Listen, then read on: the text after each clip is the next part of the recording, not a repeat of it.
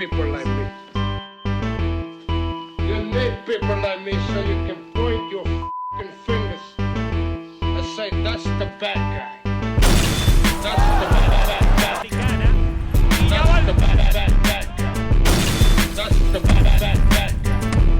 That's the bad guy.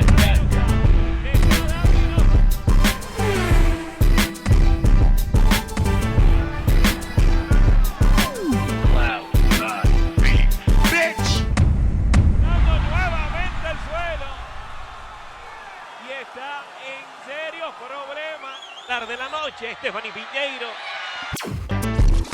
That's the bad guy. That's the bad guy. That's the bad guy. That's the bad guy. Welcome to the motherfucking relay. We're covering today's top boxing news. Ow! Okay, we'll start with this. This weekend in the women's super featherweight division, an undisputed champion will be crowned when Alicia Baumgardner meets Mekhaled. For all the marbles, all the belts at 130 pounds. The co-main event to the main event, the undisputed featherweight title fight between Amanda Serrano and Erica Cruz. Undisputed at feather, undisputed at super feather. Let's get down to brass tacks. Alicia Baumgardner sports a professional record of 13 wins with 1 loss, just 1 loss, no draws, 7 knockouts. Having never been knocked out in 14 professional contests. Alicia Baumgardner doesn't have a lot of fights per se, but what fights she does have are against quality operators, quality competition. Christina Lenardatu, Terry Harper, Michaela Mayer. She'll be opposite the ring, a live animal this weekend. Alicia Baumgardner is the betting favorite with the odds makers, though that's not saying that Mekhaled is some pushover, some patsy. Yeah, she's tough. Sporting a professional record of 15 wins with 1 loss, just 1 loss, no draws, 3 knockouts, having never been knocked out in 16 professional contests, 16 professional bouts. This is her crack at the apple. And as stated, she's a live one. She fights to win. She gave a very good account of herself in her last fight opposite the ring. Former champion Delphine Persoon. Delphine gave Elham her first professional loss, but it wasn't without a fight. It was competitive. Very competitive, and I want to say that a lesser woman would not have been able to go the distance with Delphine Persoon. Hyun-Mi Choi, the former champion by way of the WBA, now labeled a champion in recess. I don't think for a second she would have been able to go 10 rounds with the same Delphine Persoon that Mekhaled went 10 rounds with. Mekhaled, who shared the ring with Delphine in May of last year. That was her only fight last year, but what a fight it was. Alicia Baumgardner comparatively was a tad bit more productive last year than Elham, where Elham only fought once. Alicia fought 2 times last year. Shared the ring with Ida Soledad Matisse in April and Michaela Mayer in October, their unification match. There's a lot on the line in that fight. There's a lot in this one. So what can we expect to see tomorrow night? Well, Mekhaled is best described as a boxer puncher. She can play the aggressor. She can play the defender. She can box and punch, counter, move a bit. She's got a good set of legs under her. Some athleticism. Stylistically, she does have the look of a boxer puncher, whereas Alicia Baumgardner, she's more the pure boxer. Efficient, economic, and defensively responsible. The edge in power, I think, has to go to Alicia Baumgardner. Power in a single punch. I think Alicia packs more knockout power in a single punch comparatively than Mekhaled, though she's durable, she's no slouch. You don't go 10 rounds with Delphine Persoon with a glass jaw. Mekhaled, a conventional textbook boxer, good jab, good counters, good movement. She's good, but I think it's the subtleties, the little things, the little nuances that will be the difference between Alicia and Elham. You know, I think that Mekhaled will likely be the aggressor in this match. I feel like Elham will be the aggressor and Alicia will be the defender, the sniper, the sharpshooter, working off the counter. Somebody has to be. I do feel like Elham will try to lead the dance, show some aggression to get things going, and I feel like Alicia Baumgardner is going to pick her off. Every fight has a different feel. Every fight has a different aesthetic. And for this weekend's fight, I just get the sense that I just feel like Mekhaled is going to try to make a statement because she has to. She is the away fighter fighting on foreign soil, and Alicia Baumgardner, she is the house fighter, the matchroom fighter, this being a matchroom show. Mekhaled has to know she can't coast on foreign soil. She'll try to jab her way in, bring over a few right hands. Which point I think Alicia Baumgardner will pick her off. Punch by punch, Alicia is a stronger puncher than Mekhaled. Mekhaled, and she will get her attention. Alicia's gonna lay off a bit, try to set some traps. As LM closes the distance, or tries to, I believe that's going to be the story of the fight. Alicia is characteristically poised, very relaxed fighter, fighting at a very relaxed pace. Managing the distance in order to maintain space, work off the counter, see the target, hit the target. This matchup is somewhat of a deviation from the norm, as it's not customary for the pure boxer to be the more heavy-handed fighter of the two, but that's very much the case here when it comes to Alicia and LM. Those counters that Alicia gets off as LM tries to close the distance will get LM's attention and make it difficult for her to get within striking distance safely. LM, who's a bit more textbook, more conventional than Alicia, bit more upright. Alicia, who often changes levels while managing the distance, has to keep her head off center and not give her opponent a clear target. Elham is fundamentally sound, but she's not as nuanced and streamlined as Alicia. And it's those subtleties that will make all the difference between them. In essence, create separation. The story of the fight's going to be Elham trying to get within striking distance of Alicia, but getting picked off at the door by quick counter shots. She's going to try to turn it up on Alicia, and Alicia's going to pick her off at the door. And because Alicia's the heavier-handed puncher of the two... Alicia's not a Gatling gun per se throughout the course of a round. She's not always throwing combinations, but when she does, you stand in front of her for too long. She's stringing punches together. She can hurt you. I think she can hurt Elham Mekhaled, though it's hard to say that this fight ends in a knockout with neither fighter having ever been knocked out. Baumgardner on points would be the conservative choice. Baumgardner on points would be the logical choice, the logical pick. She'll keep the tempo of the match at a slow, controlled, steady pace, more chess match than barroom brawl. Stop Elham in her tracks if she tries to gain any momentum. She'll meet her at the door with quick counter punches and fight her off in spots if she has to, but I do think Alicia is going to win a points decision. I think she will maintain control of the situation and become this division's undisputed champion tomorrow night.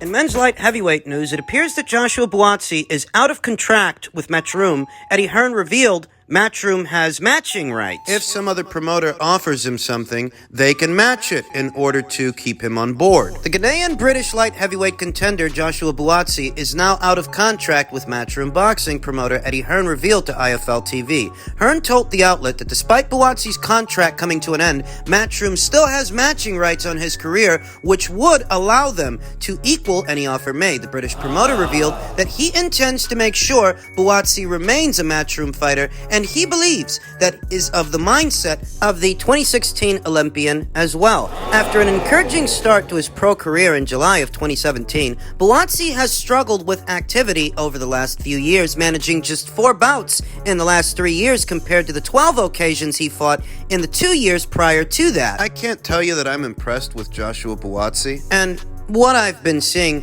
whenever we do see him, he was supposed to face world title challenger Maxim Vlasov, and he mysteriously suffered an injury ahead of that fight. They pulled him out of the Jean Pascal fight. More recently they did. That was supposed to be an IBF final eliminator. Something to do with contracted VADA testing for Jean Pascal. The fight didn't happen, like the Vlasov fight didn't happen, and what stands out, at least to me, is that I wasn't sure that Joshua Buatsi was ready for those fights. They were good fights, you understand. They were good fights, but I wasn't actually sure that Joshua Buatsi would win them. The fight with Vlasov, the fight with Pascal. Maxim Vlasov, who in the eyes of many beat Joe Smith Jr. but didn't get the nod, didn't get the decision. Jean Pascal very recently gave China's own Men Feng Long his first professional loss. Would he have given Joshua Buatsi his first professional loss had they fought? The aging former champion, who granted isn't getting any younger, but Joshua Buatsi himself, he's not looking all that impressive. I don't feel that he created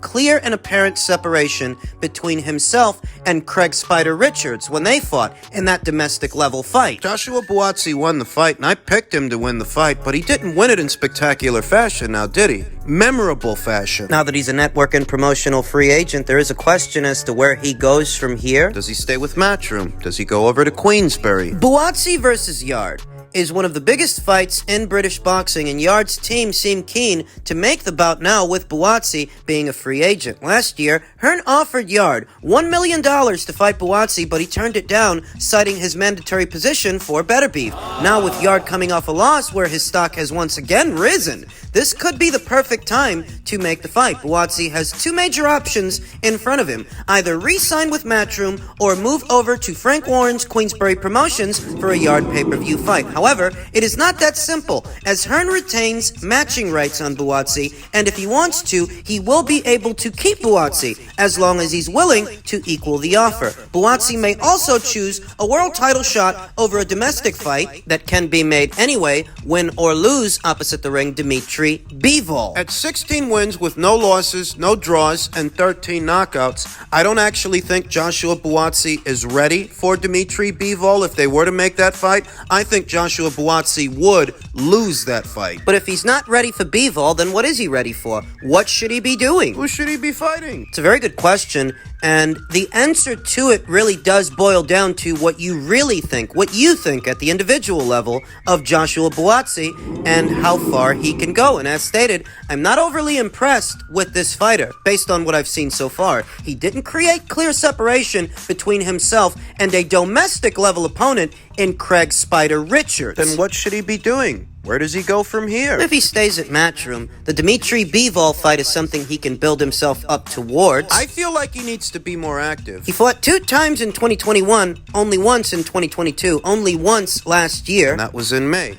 That was the Craig Richards fight. Joshua Buatsi is an Olympian. Joshua Buatsi is an Olympic bronze medalist. You do expect more from someone with that kind of amateur background. I remember hearing an interview with Eddie Hearn earlier this week where he stated himself, Joshua Buatsi has some time, lost time, to make up for. Especially when you consider that Anthony Yarde is no Olympian. He doesn't come from that kind of amateur background, and he's already fought for an alphabet title 2 times. Joshua Buatsi hasn't fought for one once, so really, what should he do and where does he go from here? I happen to think that because he's not ready for a Bivol fight, if he stays at Matchroom, maybe they should get him a guy like a Joe Smith Jr., a Jesse Hart, a Meng Feng Long, who just shared the ring with John Pascal not that long ago. If he stays at Matchroom, then he needs to be busier. If he doesn't stay at Matchroom, if he crosses over to Queensberry, that's if he decides to leave Matchroom and go over to Queensberry. The thing is that outside of that Anthony Yarde fight, what else would they have to offer him? It's a very big fight. It's a big fight, but that's one fight. Just one fight. Outside of that one fight, what else would they have him doing? It's not like Anthony Yarde's been all that active. He only fought once last year, the same as Joshua Buatsi. If the real problem here is that Joshua Buatsi's not developing on schedule because he's not active enough, going to Queensberry may not be a solution. I mean, yeah, it would serve as a segue to an Anthony Yarde fight, but outside of that Yarde fight, what else do you get out of the deal? Who else would they have him fighting? They don't have any champions under contract. Matchroom does. They've got Bivol. If the question is what is best for Joshua Buatsi moving forward, well, I think he needs to be more active. I think if they can, they should try to get him out there at least 2 to 3 times this year. That would be what's best for Joshua Buatsi, because here and now, I don't give him no odds against Dimitri Bivol or Artur Beterbiev. I don't.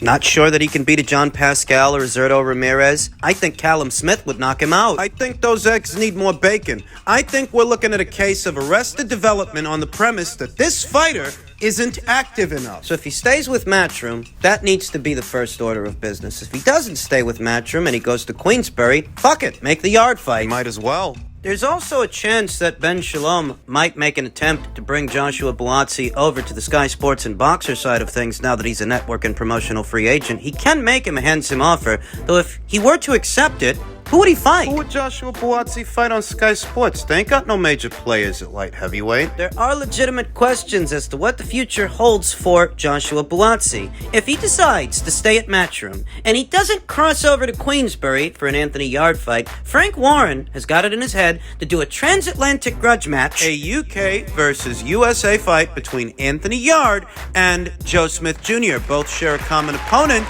in Artur Beterbiev. Queensberry Promotions CEO CEO Frank Warren already has someone in mind for two-time light heavyweight title challenger Anthony Yarde. He wants him to face former WBO champion Joe Smith Jr. It's a good fight. They share a common opponent in Artur Beterbiev. And they are both on the bounce. They are both on the rebound. Looking to get Yarde back in the ring, Warren likes the idea of a fight with Smith Jr. sometime this year. The British fighter gave a valiant effort in defeat against unified champion Artur Beterbiev on January 28th. The Queensberry CEO was proud of the courage and skills his fighter displayed. In an interview with IFL TV, Warren suggested that the fight's outcome would have been different if Yarde was fighting Smith instead. Because the fight with Anthony and Artur took place so early in the year, there's plenty of time to get Anthony out there 2, maybe even 3 times this year. You can do the fight between Anthony and Joe in the summer months, and then if Anthony wins, get him back out there one more time in the winter months.